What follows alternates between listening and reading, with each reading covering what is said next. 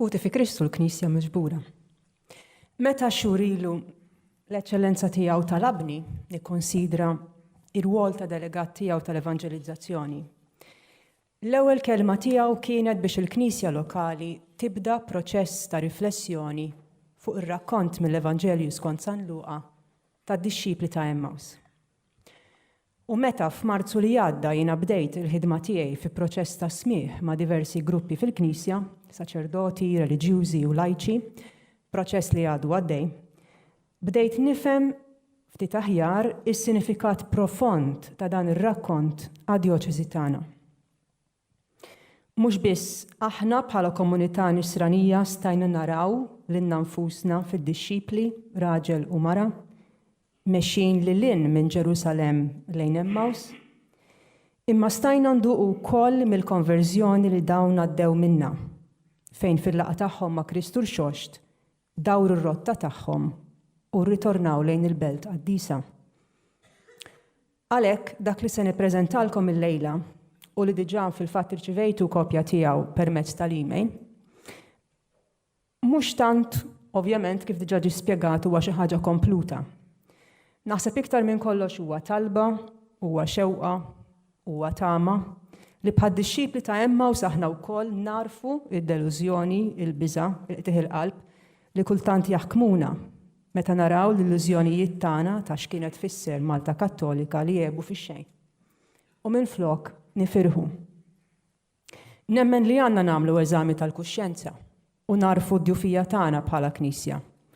Saħansitra dak li nistgħu nsejħulu tradiment u xhieda falsa tagħna li waslitna mhux biss li niġħdu bl-emil jekk mhux bil-kliem il-magħmudija tagħna, imma anke li nindubitaw bl-emil jekk mhux bil-kliem li Kristu qam u li l-qabar miftuħ. Naħseb li din hija raġuni primarja għaliex bħad-dixxiplu ta' Emmaus aħna wkoll inħallu l-komunità u nterqu għal rasna nagħmlu fattina u kultant saħansitra naħsbu li għax ir-rwol esterjuri ta' privileġġ politiku u soċjali li l-Knisja Maltija kellha fil-passat qiegħed jitmermer, naqgħu wkoll fl-istess żball tad-dixxipli ta' Emmaus li ħasbu li għax lil Kristu qatluh kollox kien sfaxxa fix-xejn. Imma, u dan huwa l-ferħ tagħna, ir-raġuni għaliex inġbarna llejla, fil-mument ta' dlam Kristu l-xoxt iltaqa' magħhom. U fid-dalma Maltija tagħna wkoll, Kristu qiegħed jistidinna għal dixxipola ġdid, għal evanġelizzazzjoni ħajja, għal servizz mill-qalb u bħal Nikodemu li jmur jiltaqa' ma' Ġesu fid-dlam, għal twelid ġdid mill-Ispirtu għall-Knisja Maltija. Din hija t-tama u l-isfida li r-raja tagħna poġġewna qudiemna meta għażlu r-rakkont ta' Emmaus bħala sfond għad-disċerniment personali u komunitarju tagħna fil-Knisja biex aħna niftakru min tassew aħna bħala Knisja Maltija. Dawk imamda li kbirna flimkien mill-istess seruq. F'dan l-ispirtu aħna nitħeġġu biex f'kull aspett ta' ħajjitna nifirxu frieli għatu ken li jsebħu u li jkunu simbolu ta' ħajja ġdida f'Malta llum. Għalhekk dan id-dokument kif spjega l-Isqof Awżiljarju mhuwiex sempliċi proposta ta' ħidma, qisha l-Knisja kienet il-proġett jew il-bejbi tagħna, imma stedina biex bħala dixxipli impoġġu mill-ġdid f'riġlejn li mallem u nisimgħuh. L-erba' titudnijiet li r-raja tal-Knisja tagħna qegħdin ipoġġulna biex inħadnu u napplikaw fil-ħajja tagħna ta' kuljum huma dawk ukoll li f'pajjiżna artna għandha bżonn minn Knisja li tassew tara fil-vokazzjoni tagħha u l-missjoni tagħha li tkun melħ tal-art u dawla d-dinja. Mhux ovvjament li nimponu l-pożizzjoni tagħna jew għar minn hekk lilna nfusna, imma li bħal ħmira fl-aġna immutu biex il-ħobs isir ikel għal ħutna. Maltin u mhumiex. Li nkunu Knisja li nisimgħu, li nilqgħu, li nakkumpanjaw wieħed lill-oħra u tassew nieħdu ħsieb xulxin, tagħtina l-kuraġġ biex niftħu l-bibien u noħorġu nxandru l-bxara tajba. Nafu wkoll għax doqta diversi drabi mal-membri tal-Knisja li ltqajt magħhom f'dawn l-aħħar xhur li hemm ħafna fostna li diġà qegħdin jgħixu l-ispirtu ta' konverżjoni ta' Emmaus f'dixxipulat missjonarju. Arafta meta mhux biss smajt imma ġejt mismuha u ħafna qasmu miegħi kliem ta' faraġ u tama. Arafta fi ħbiberiji li tnislu u f'esperjenzi ta' vulnerabilità li qsamna flimkien. B'mod speċjali missejta fil-ħeġġa li qiegħda dejjem tikber li bħala komunità nisranija tassew inkunu melħ fartna. Dawn l-esperjenzi konkreti ta' smieħ, ta' laqgħa, ta' akkumpanjament u ta' xewqa ġenwina li ndewwu l-ġrieħi fost ħutna. Ippruvajt nesprimihom f'dan id-dokument u nitlobkom biex taqrawh bl-Ingliż, il-verżjoni bil-Malti għadha work in progress, u wkoll nġabru u issa qegħdin jinqasmu imma anka qed ikomplu jkunu irfinuti biex tassew din tkun esperjenza ta' din il-Knisja lokali kollha li taraf għax imnebħa mill-istess spirtu bħala il-vjaġġ li rridu ngħixu flimkien fis-snin li ġejjin. Għalhekk qegħdin hawn illejla biex intom ukoll f'kuntest ta' talb u miġbura f'isem il-Knisja lokali tesprimu r-reazzjonijiet tagħkom. Issa, forsi din nixtieq nesprimija u nispjegaha. Din il-kidba ma kienx biss proċess organiku. Minna nnifisha hija maħsuba biex tkun proċess organiku għal arrej. Il-dokument huwa maħsub bħala vjaġġ mhux biss fl-ispazju imma fi żmien. U mhux biss fi żmien imma bil-mod kif nidħlu ftit ftit fil-kumplessità tar-realtà li qegħdin ngħixu fiha.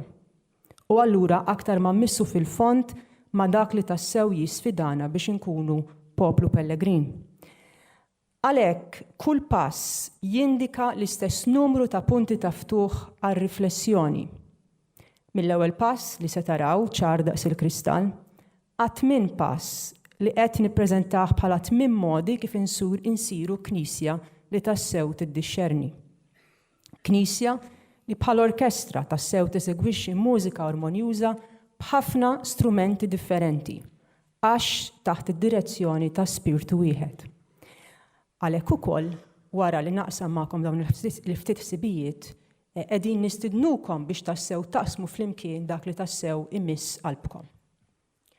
Mela ħanibdew il-vjaġġ. L-ewwel pass li niltaqgħu mill-ġdid ma' Kristu li jiftħilna għajnejna għall-glorja tiegħu. Kif jgħid il-Papa Franġisku fl-ewwel versi tal-eżortazzjoni apostolika tiegħu Evangelii Gaudium, il-ferħ tal-Evanġelju, m'hemmx dixxipulat u allura m'hemmx knisja jekk m'hemmx il-laqgħa personali intima ma' Kristu rxoxt li jsalvana. Id-dixxipli imniktin u qalbhom maqtuwa ma rfuħx sa ma mexa magħhom u qasam magħhom l-Iskrittura. Qalbhom kienet qiegħda titkebbes imma għajnejhom ma setawx jarawh sa ma f'ġest ta' ospitalità li wera id-disponibilità tagħhom li jarfu il-glorja ta' mħabba li dejjem toħroġ huma stednuh biex jgħaddi l-lejl magħhom.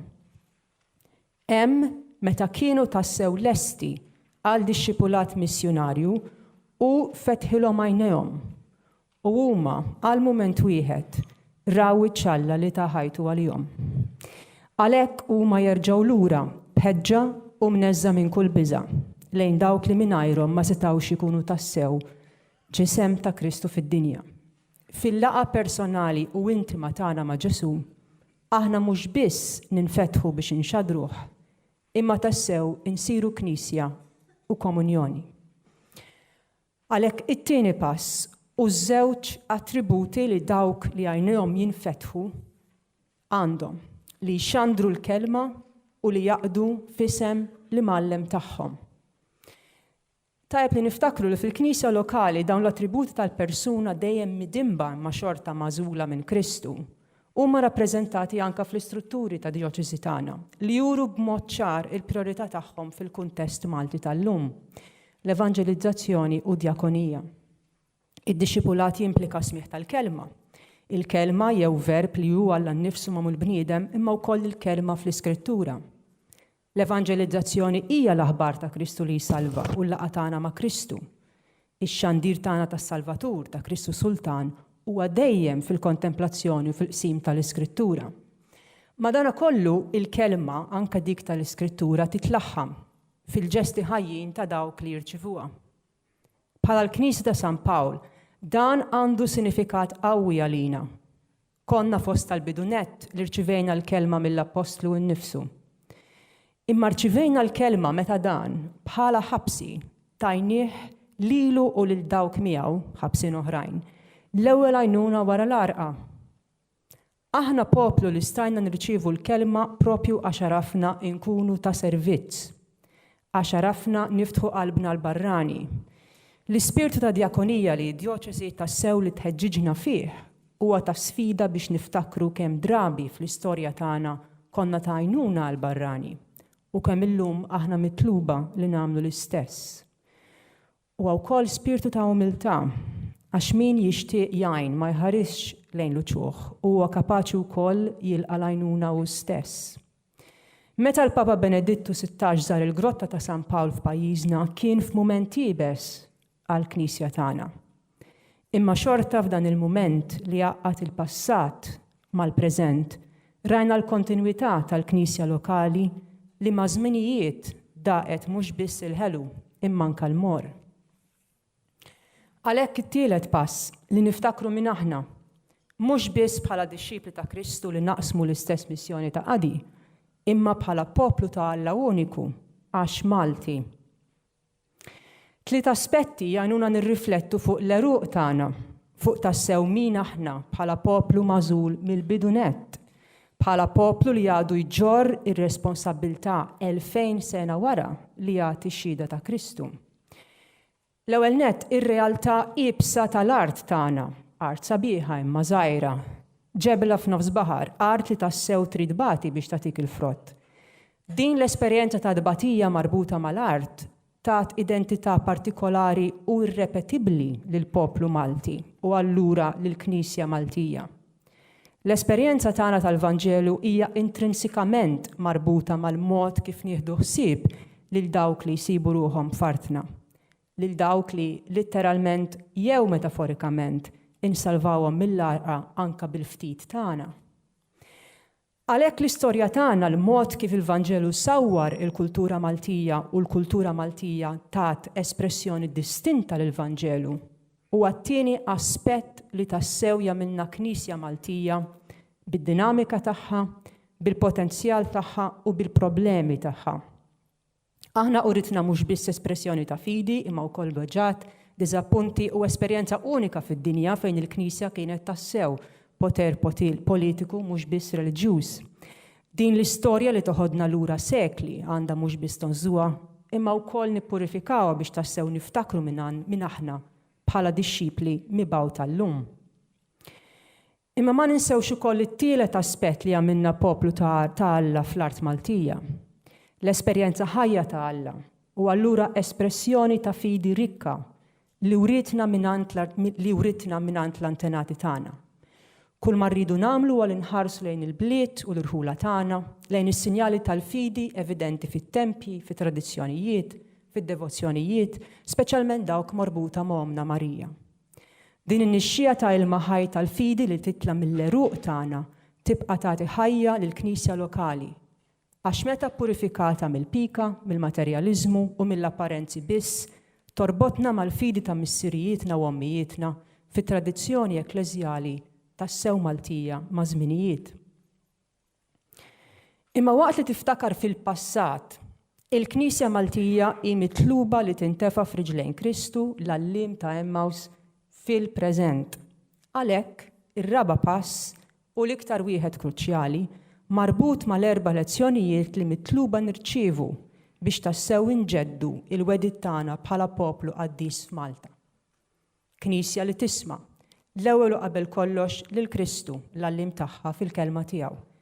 Mill-esperjenza tal-kontemplazzjoni tal-kelma li tfejja, tal-kelma li tagħti l-ħajja, inkunu nistgħu wkoll nisimgħu lil xulxin għax tassew niftħu qalbna l xulxin biex insiru knisja waħda. Knisja li tilqa' mhux biss għax tiftakar f'dawk li laqat qabel, imma għax jekk tagħmel eżami tal-kuxjenza llum taraf li kultant issabbat il-bibien u mhux tiftaħhom, tibni l-ħitan u mhux twaqqagħhom, tingħalaq fiha nnifisha u saħansitra f'setet u gruppi li bilkemm jiltaqgħu bejniethom. Knisja li tilqa' hija wkoll knisja li tinkludi, knisja li tibni pontijiet fejn l-art inqasmet u firditna minn xulxin, anke f'pajjiżna ċkejken stess. Knisja li takkumpanja għax id-dixxipulat huwa proċess twil u kumpless li jieħu t-tul ta' ħajja ta' bniedem.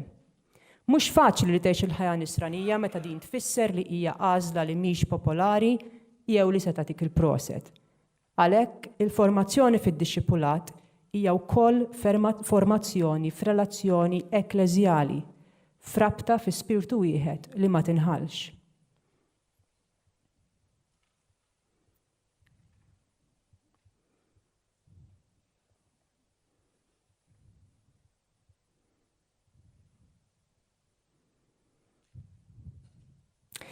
Min din l-esperjenza ta' xirka qaddisa, id-dixxipli mibgħuta 2-2 u għalhekk insiru wkoll knisja li toħroġ.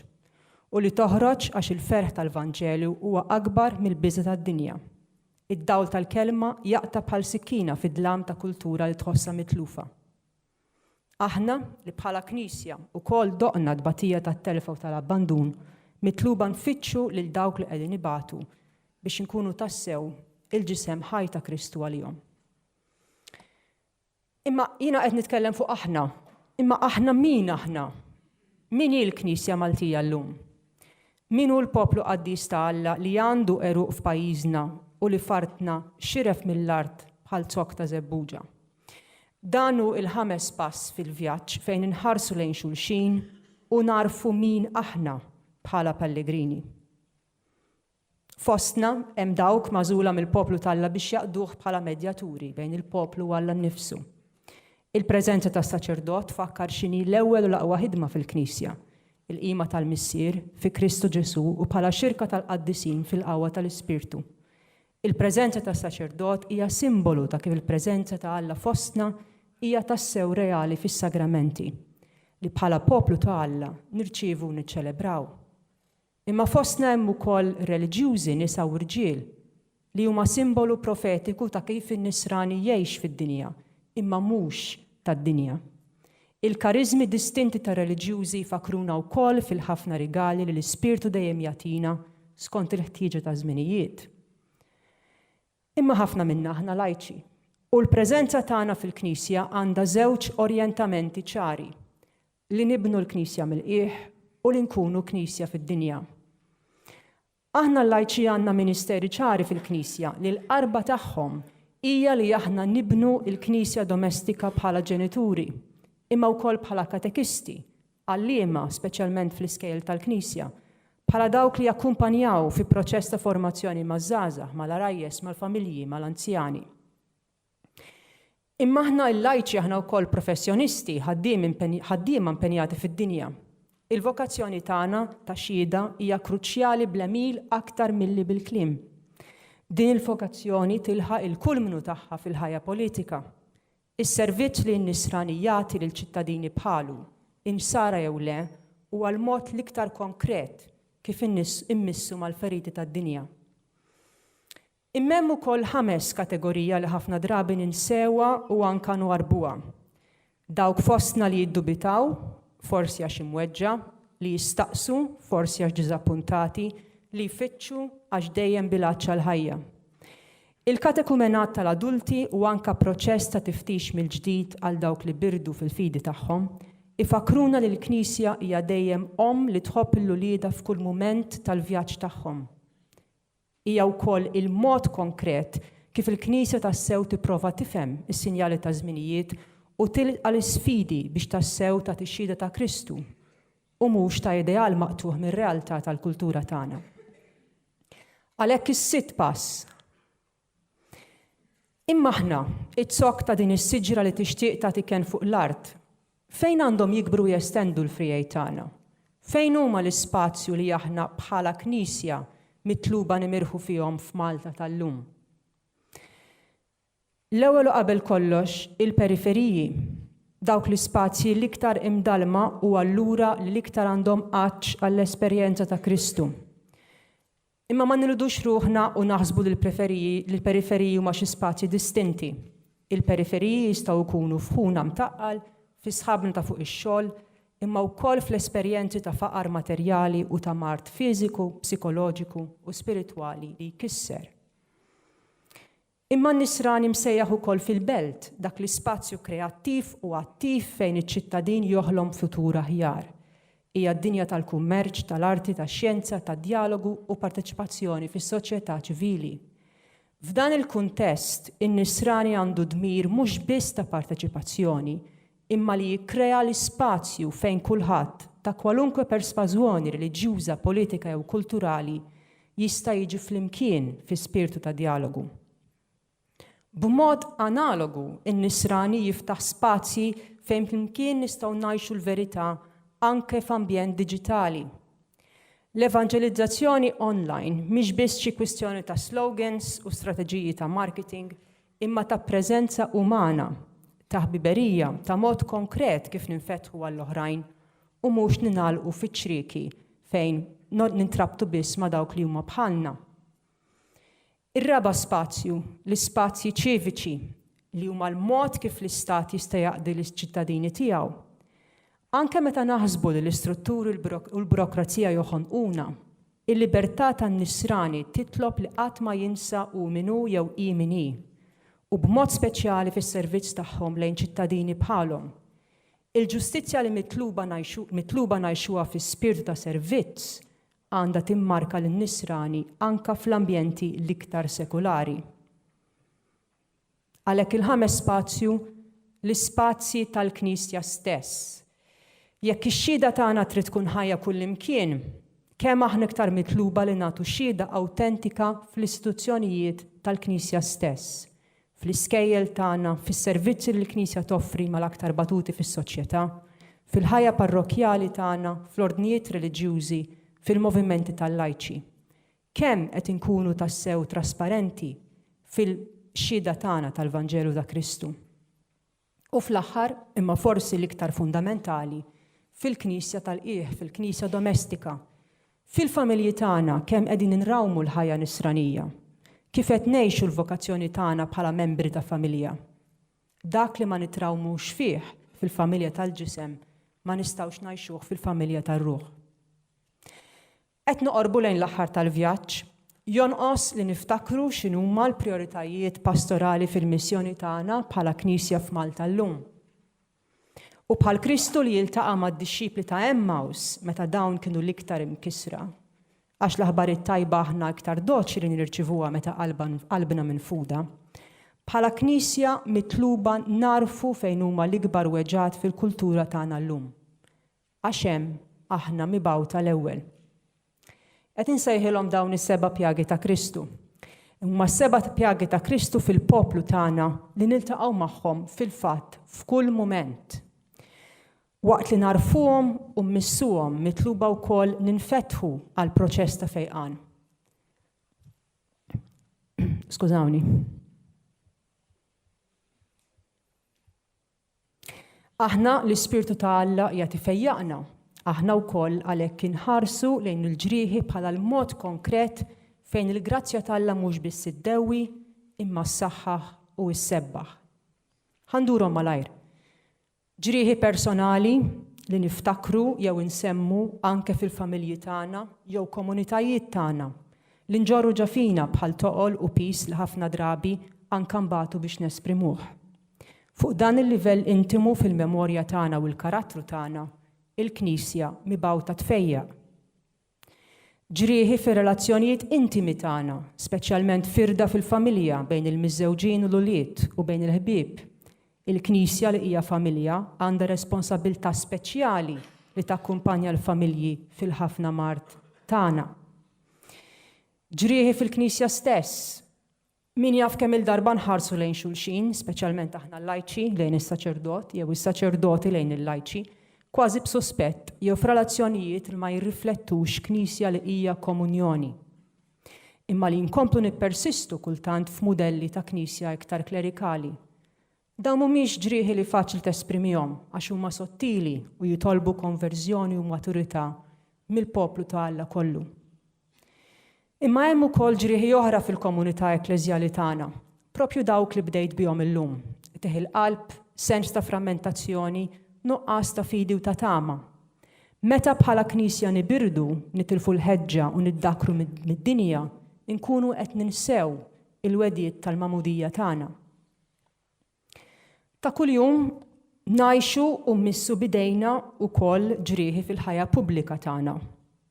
Dawn ma nfejquhomx biss għax il-Knisja titkellem mill-kurja, imma għax fis-soċjetà tagħna aħna nerfgħu r-responsabbiltà tagħna u naġixxu tassew ta' dixxipli mibgħuta biex jagħtu xhieda. Pajjiżna wkoll mifni bi ġrieħi fl-ambjent tagħna, dak li għajnejna jaraw, li widnejna jisimgħu, li l-arja li mnifsejna jieħdu nnifs minnha, huwa kontaminat u marit. Il-konverżjoni ekoloġika hija urġenti għax ittaqqal mhux biss is-sensi tagħna imma l-ispirtu tagħna. U għalhekk is-seba' ġerħa dik spiritwali, dik fejn ir-relazzjoni tagħna ma' Alla bħala poplu tiegħu, fl-espressjoni liturġika tagħna, fil-mod kif inħarsu lejn ir-realtà kollha kemm hi u jew ikella jekk hix maqtuha minn Alla, tħalli impatt kbir fuq il-mod kif ngħixu.